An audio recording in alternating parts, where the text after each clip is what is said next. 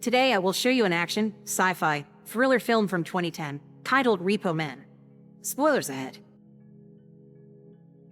In the year 2025, technology has advanced to such outstanding levels that scientists have perfected biomechanical organs known as artiforks. They're sold at very high prices on credit by a company known as the Union, and they hire repo men to locate and forcibly repossess the organ whenever a client defaults on a payment, invariably resulting in their deaths. Remy is one of these repo men, as shown by the tattoo on his neck, and the best at his job. Tonight, he's waiting inside a house for his target to arrive, and when he does, Remy doesn't hesitate to interrupt the fun time he's having with a woman to tell him he comes from the Union before knocking him out with a special taser gun. The woman hits Remy with her bag, trying to stop him, but Remy just knocks her unconscious too before getting down to business. After putting on some plastic overalls to protect his uniform and headphones to listen to some music, he takes out his tools and proceeds to cut the man open to retrieve his artifork, which he then washes and puts in a special sealed bag. The next morning, Remy starts his day at home with his wife Carol and his son Peter. After dropping Peter at school, he goes around the city, collecting artiforks and leaving clients to die. Afterward, he goes to the Union headquarters, where he bumps against an employee dressed as a giant lung and stops by a table to have some coffee, making him visible to all the potential clients waiting to be assisted. He watches how his boss Frank Mercer helps one of the salesmen convince a family to sign the papers with a flawless speech before going to the Repo Men's break room. In there, he finds Raymond Pearl, complaining about getting small jobs and reminding him that he's on probation for brutally attacking a woman in the subway. Frank suddenly interrupts them, telling Remy not to stay around the main floor much because he'll spook the clients. Then he takes him to another room to scan all the artiforks he's collected during the day as they're joined by Jake Freiwald, Remy's best friend. He used to bully him at school, but then they went to war and fought together. When the war was over, they accepted a job at the Union because it was perfect for their skill set, and the recruiter told them they were protecting the healthcare system. Although they really didn't care about what they were protecting, they just had fun with the missions. After tasting each other for the laugh and getting called children by Frank, Jake invites Remy to have some drinks, which he accepts, but first he's got to stop by Carol's workplace and let her know. Carol scolds him for not having asked to be transferred to sales, and they insult each other before he leaves. In the car, Jake tells Remy he thinks Carol is trying to control him, and that the two of them will always be repo men, but Remy understands his wife's wishes. When they stop by the traffic lights, they use their special scanners on a nearby civilian and find out he's got an artifork in him, so they tease him and remind him what happens if he doesn't pay. When the man runs away in fear, they just laugh. They make it to the bar and share a couple of beers, discussing the possibility of having to repo someone they know while Remy watches the bar singer, Beth, with intense attention. He returns to his house a few hours later and starts playing some music by T-Bone before getting closer to his wife, intending to have intimacy with her, but Carol turns him down. So instead, Remy goes upstairs to check on his son and talk about his day at school. Some days later, Remy is hosting a barbecue party in his garden when Jake asks him for a favor. He has a client coming in and he wants to repo him there. Remy doesn't like the idea at first, but Jake convinces him by offering half of the double commission he's getting out of it. A taxi stops in front of the house and Jake cuts its passenger open right there in the middle of the street, and he ends up being seen by Carol and Peter when they enter the house.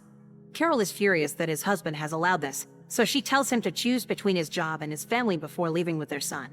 Remy tells Jake he'll have to talk to Frank about it. Later at night, Remy and Jake go out to patrol and chat about the new M5 neural net, a new technology used to connect people with brain damage to an eternal dream. Their conversation is interrupted when Jake's scanner finds a nest, which is what they call a refuge for hundreds of customers who have defaulted on payments and are attempting to escape the country. After retrieving all their weapons from the car trunk, they go inside and start tasing as many people as possible. At first, they go down easily, but eventually they start to fight back. Jake has to deal with two customers by directly punching them or using a stun baton, and Remy finds himself in the middle of a hand-to-hand fight as well. He stabs all his opponents with a knife before going to look for Jake, who is being overpowered by a guy bigger than him. Remy knocks the guy out and ends up arguing with Jake, who thinks he didn't need help. The two of them return to Frank's office a couple of hours later with all the spoils, including two scanning jammers, which are used to avoid being found by the Repo Men's scanners. After putting those away, Frank tells them he's impressed and offers them the opportunity to become full-time raid captains, which Remy turns down. When he's about to ask for a transfer to the sales department, Jake cuts in and tells Frank they're good like this. After work is over, Jake reminds Remy that rules are important, and so it's enforcing them. He drops Jake at his place, then goes to take care of what he wants to be his last repo job, Jimmy T-Bone, a musician he's always admired. He finds T-Bone in his house working on some music and consuming a red powder, and when he mentions he's a fan, T-Bone asks him to help him finish the song before the repoing. Remy accepts, and when they're done, he also promises to take the track to the record company. Afterward, Remy asks him to lay down on the floor so he can take his heart. First he needs to stop it by using his defib unit, but when he puts the paddles on T-Bone's chest, the device malfunctions and Remy gets electrocuted, knocking him out for the third time in his life. He wakes up some days later in a hospital bed, with Jake and Frank in the room with him. Carol had been there too, but left before Remy could see her. After telling him this was the fault of a faulty shock unit, they deliver the most important news: Remy's heart has been replaced with an artifork. As Frank insults him by dropping his salesman speech, Remy tells them he doesn't want the artifork and gets out of bed, leaving the room as he finally manages to disconnect the machine in the middle of a hallway and bleeding all over the place.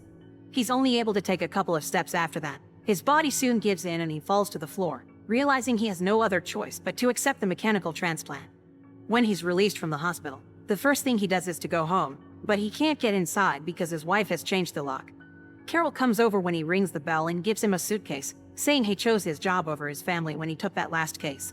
Remy goes to stay at Jake's, who receives him with drinks and an offer to hang out with some girls, but Remy would rather rest. He goes back to work a few days later, and his coworkers receive him with a little welcome party that includes a body dancer. Afterward, he takes up a case again, thinking he's ready. He breaks into the client's house and chokes him after he tries to defend himself. This leaves him unusually tired and with a high heart rate. When the time comes to take out the artifork, he finds himself with a trembling hand, unable to do it. He joins his fellow Repo Men at a bar a few hours later and pretends he finished his job. But when he hears Jake tell his story, he can't stop thinking about the client having a family. Distressed, he leaves the bar early. The next day, he waits for Carol and Peter at the entrance of their house, because this is the only way he gets to see his son. After hugging him, he tries to talk to Carol, but her only response is to give him an envelope with a notice saying he's behind on his heart payments. Later, when Jake hears about this, he scolds him for lying but accepts the fact Remy needs a break, so he tells him they can work together again in the future after he feels better. Remy tries a sales position, but it goes badly because he's developed sympathy for the clients and can't lie to them. His brutal honesty doesn't make for good sales. He tries getting some extra money by betting on horses, but he isn't good at that either. When the final notice arrives in the mail, Jake takes Remy to a nest and even tastes a couple of people for him. However, Remy still can't do the job. Angry, Jake leaves after telling him not to come back until he's out of his slump and has enough artiforks to clear his debt. Remy still can't bring himself to do it, so when the tased man wakes up, he beats him up and leaves him unconscious for the fourth time. He wakes up sometime later to the sound of the song he heard the other day at the bar. He follows it and finds Beth looking very sick, so he decides to take her to a motel and watch over her while her body goes through detox. When he uses his scanner on her, he discovers she has many artifacts and they must all be reclaimed. When Beth finally wakes up, she punches Remy for having helped her. When she mentions it's over for both of them, he says maybe it isn't. Remy breaks into the union's building and attempts to clear his and Beth's accounts, but he only manages to do one of her many organs before he's found by Jake, who is angry with him but lets him go when he sees him return his taser gun. He breaks into his old house next to say goodbye to Peter before returning to the motel and telling Beth they need to leave. They drive to the abandoned outskirts of the city, and after burning down the car, they hide in an old, empty building. Meanwhile at the union, Frank tries to give Jake Remy's case, but he refuses to take it, and so do the other Repo Men. Days start to pass, and Remy and Beth build a small home in the old building by salvaging trash. One night, after she tells him all the details behind her artiforks, they kiss and make love. Afterward, Beth gifts Remy a typewriter she found in the trash. Remy begins to use it to write his memoir. Many days later, Beth hears something outside with her artifact ears, but Remy can't, so she connects some headphones to her head to show him. The source of the noise soon appears entering the building. It's Raymond, who has accepted Remy's case. The couple makes a plan to avoid getting caught. They take their things to another room that has a huge hole in the middle of the floor and cover it with a bedsheet. Beth hides behind the door and Remy pretends to be writing when Raymond enters the room, expressing disappointment over Remy being so easy to catch. After taking out his weapon, he walks farther inside and falls into the hole. However, the floor is now unstable, so when Beth comes closer to look at him, she falls as well, damaging her prosthetic knee. Raymond sees an opportunity and grabs his gun to tase her, so Remy improvises and kills him by dropping the typewriter on his head. After stealing Raymond's car, Remy drives Beth back to the city to get some supplies, but Beth shows him she knows how to fix her own knee using some tools she's found around. When they make it to the union's parking lot, Remy sees the guy that wears the lung costume taking a break and steals it from him to sneak inside without undetected. He goes to see Frank at his office and punches him a couple of times before threatening him with a taser he took from Raymond. He also gives him a piece of skin with Raymond's tattoo, saying he'll do that to anyone that tries to catch him. Remy asks to be taken out of the system, and Frank explains the system has changed after Remy's first attempt. Now accounts can only be cleaned by taking the organ to the union's central office. Frank tries to make him an offer, but Remy knocks him out and steals the scanning jammers before returning to Beth and telling her they're leaving the country. When Frank wakes up, he orders Jake to repo Remy. Later at the airport, Remy and Beth manage to bypass the security checks thanks to the jammers, but they're still taken away when another passenger notices Beth's leg bleeding. Remy throws the jammers in the trash on their way out. While a guard gets ready to bandage Beth's knee, two repo men arrive at the office and scan Remy again, getting an alert this time. The couple reacts quickly and gets into a fight with all the guards, defending themselves with their fists or even using objects they find lying around, like the scissors Beth picks to stab two of the officers. After everyone is taken care of, they leave the office and come across Jake, who can't do anything because he's on the other side of a security panel. So Remy picks up Beth and takes her out of the building. Back in the car, the couple drives to an old building in the city slums where they meet with Asbury, a black market organs dealer Beth used to date. After he shares some red powder with Beth and argues with Remy about the morality of their jobs, he informs them he can't help Beth because he doesn't deal with joints anymore, so they need to pay a visit to Alva. When they go to get the procedure done, they discover there are actually two Alvas. One is a young woman that only does anesthesia, the other is a little kid that does the operation itself. Remy is worried about her age and skills, but little Alva proves to know her job. After Beth wakes up some hours later, they go back to Asbury's place, only to find he's been repoed. Jake appears then and tries to get Remy to come back with him, but Remy turns him down, saying he hasn't been the same since the accident. Jake confesses it wasn't an actual accident. He had rigged the defibrillator unit so Remy would build up debt and wouldn't transfer to sales. The two men start fighting hand to hand, and while at first it looks like they're on the same level, eventually Jake overpowers Remy and throws him through a wall. He throws Remy around until he is dropped on a metal bridge. Remy starts laughing and takes out a knife that he uses to stab Jake in the leg before Jake retaliates by knocking him out. After various memories flash before his eyes, Remy is woken up by Beth, who had tased Jake and now tells him they need to run because a repo raid has arrived. They run through the building as hundreds of debtors start getting shot, and when they get stuck at a dead end, they're rescued by Rhodesia, the leader of an underground residence that drags them into a hidden room. When she sees Remy's tattoo, she threatens to shoot him, but he earns his stay when he shows her the scar on his chest. Nightmares don't let Remy sleep, so he goes out to check the damage, seeing all the fallen bodies in the building, including Alva's. The next day, he tells Beth there's no way out for anyone no matter where they hide, so what he wants to do is to finish this by going to headquarters and wiping the entire system. Some hours later, they meet with Carol and Peter on the train, and an argument with Carol soon starts. Peter takes his dad's taser and knocks her out before Remy hands him his manuscript and tells him to look for him in Puna del Este when he is old enough.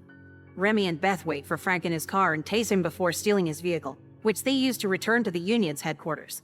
Remy tases two of the security guards and shoots the third one, then uses Frank's eye to open the door and get inside after shooting the security camera. He and Beth rush inside and while trying to avoid getting caught, end up entering a lab filled with scientists working on artifacts. Most of them pay no attention to the couple, but there's one that just gets up and leaves through a door. Remy tries to talk to him, but the guards arrive then and start shooting indiscriminately, killing some scientists in the process.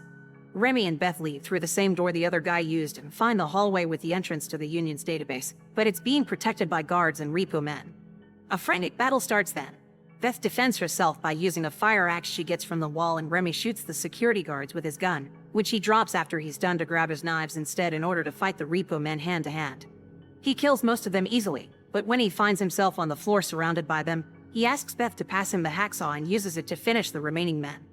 Afterward, they use Beth's prosthetic eye to open the door to the database room and close it just in time before Frank and Jake arrive. They discover the server's only interface is an organ scanner, so the only thing they can do is start cutting themselves up and scan their artifacts from inside. After taking some of the red powder, they start the procedure, first doing Remy's heart and after sealing his wound, they do each of Beth's prosthetics as well. By the time Jake and Frank manage to get inside by using an artifact from one of the dead Repo Men, Remy is scanning the last of Beth's organs. Frank orders Jake to finish them, but when Remy says Beth's worth every job he's ever done, Jake decides to help. He kills Frank with his knife then hands Remy a syringe so she can bring Beth back to consciousness, and when the system asks for the scanned artifacts to be put on the computer's tray, Jake puts 2 grenades in it and blows up the whole database. Now every client is free. Sometime later, Remy, Beth, and Jake are in Puna del Este, enjoying the beach while listening to T-Bone's last song. Jake's gotten his tattoo removed, and his memoir has been published by Peter under the name The Repossession Mambo. When Jake starts teasing Remy for his book, he suddenly disappears, and the sea flickers with static before going back to normal. It is revealed then that Remy is in a coma and he never woke up from the hit Jake gave him on the metal bridge at Asbury's place. It was Jake that used the artifacts from that raid to pay for Remy's heart and a connection to the neural network, He said his goodbye to him before taking care of Beth and finding Remy's manuscript in his bag. Now Remy will be happy in his dreams forever. Make sure to subscribe and turn on notifications so you can watch more videos like this. Thanks for watching.